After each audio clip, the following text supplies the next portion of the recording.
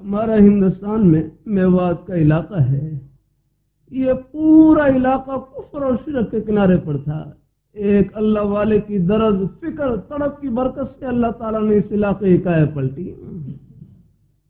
حضرت مولانا الیاس رحمہ اللہ تعالی، اللہ ان کی قبر کو نور سے منور فرمائے۔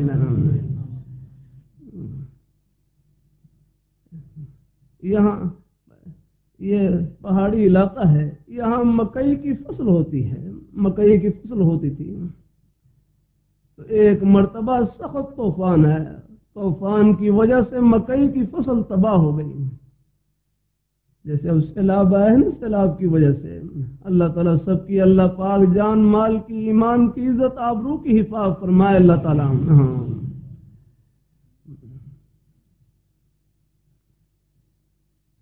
تو وہ سخت طوفان ہے، طوفان کی وجہ سے مکئی کی فصل تباہ ہو گئی۔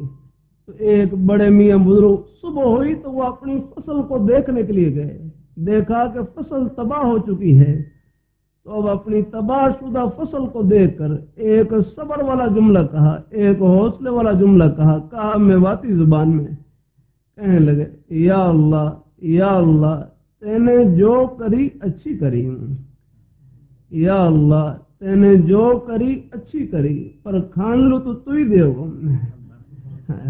یا اللہ تو نے جو کیا اچھا کیا، لیکن کھانے کو تو آپ ہی دیں گے، اور ذات آپ ہی کی ذات ہے، کھلانے والی ذات اور کون سی ہے۔ کہتے ہیں بزرگوں کے دل سے خلوص سے صبر والا حوصلے والا جملہ نکلا، اللہ پاک کی بارگاہ میں قبول ہوا۔ ایک ہفتہ گزرا کہ ٹوٹے ہوئے ٹانڈوں میں اللہ نے دوبارہ فصل کو ہرا بھرا کر دیا۔ رضا برقضا اللہ تعالیٰ کے ہر فیصلے پر راضی رہیں۔